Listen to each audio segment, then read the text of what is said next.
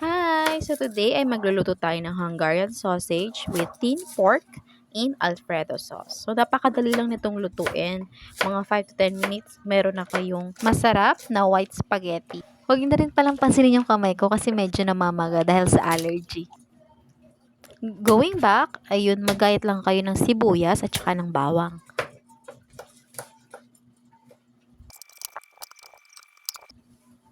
After nyan, magayat din kayo ng Hungarian sausage. Yung piliin nyo is yung may smoky flavor, tsaka yung maanghang. Kasi ito yung magbibigay ng different taste doon sa pasta natin.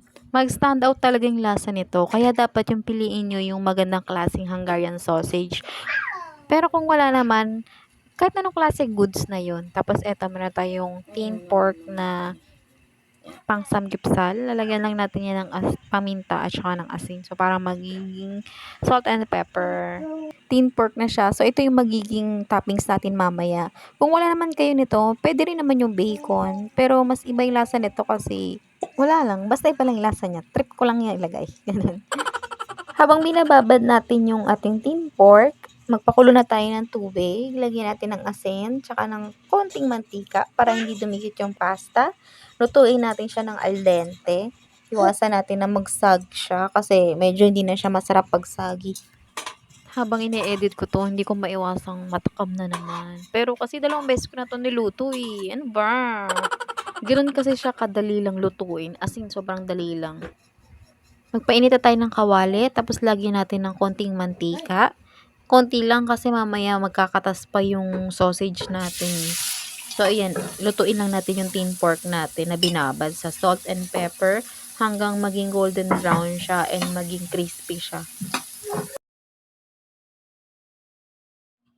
Pag sobrang dami ng mantika, bawasan nyo lang siya kasi mamaya nga kakatas pa yung Hungarian sausage natin. Then after that, igisa na natin yung sibuyas at bawang. Kung naghahanap kayo ng mabilis na lutuin, ay naku, sinasabi ko sa inyo, i-try nyo talaga to. Masarap to, promise. At bukod dyan, iilan lang yung ingredients na kailangan nyo i-prepare. Makakaluto na kayo ng white spaghetti. Yan, going back, ayan, ilagay na natin yung Hungarian sausage natin. Igisa nyo lang siya. Tapos kung mapapansin nyo, maglalabas siya ng mantika na may pagka-yellow orange. Okay lang yun, huwag nyo yung tanggalin kasi yun nga yung magbibigay ng lasa sa ating spaghetti mamaya. Tapos pag medyo luto na siya, ilagay na natin yung carbonara sauce natin. Kung gusto nyo naman ng from scratch, pwede rin naman. Pero dahil nagmamadali na nga ako at umiiyak na yung Junakis ko, medyo gutom na. So yan, gumamit na lang ako ng carbonara sauce. O, diba nag-alboroto na? Pagkatapos ay ilagay nyo na rin yung milk. Any kind of milk na meron kayo dyan. Ako yung available ko lang that time ay yung sterilized. Kaya yun na lang din yung nilagay ko.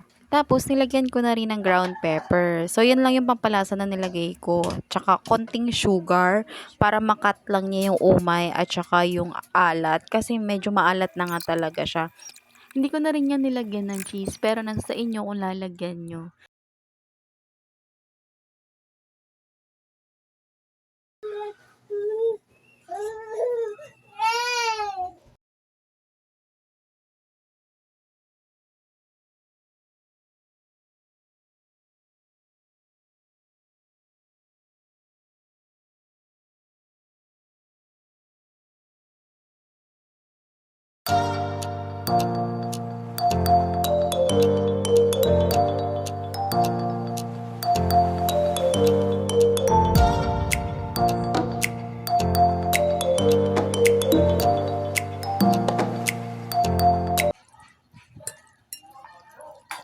Tikiman time!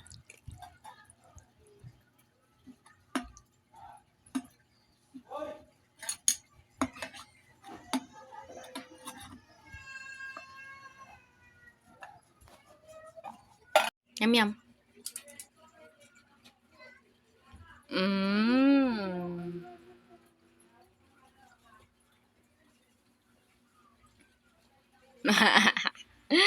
Yum yum.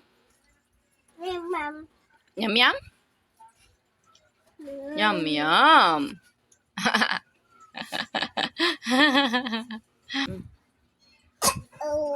Wow. Mm. Mm. Yummy. Yummy, nak? Yum, yum. Mamam daw siya. Yum, yum. Yum, yum. Smile. Smile. Smile.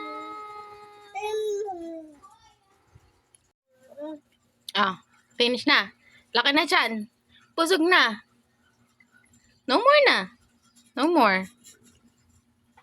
No more na. No more na. Yummy? Yummy? Ha? Aka na, mami. Mami na. Mami. Mami na. Nagustuhan talaga ni baby, ah. Oh? Nagustuhan talaga ng baby ko, ya. Oh, no, no touch. Ito lang.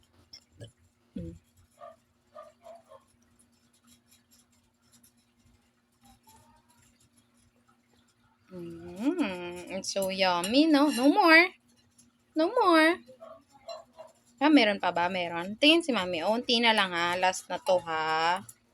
Toko mo naman, ha. No, wag hawakan. Mami lang. Oh, mami lang. Oh, ito na. Ito na. Grabe, gusto ni Yuri, eh. Malasa kasi. No more.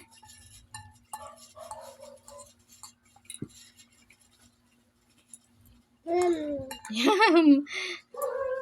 Last na to, ha. Wala na, ha. Oh, last one. Last bite. Last bite. No more. Yay. No more. No more.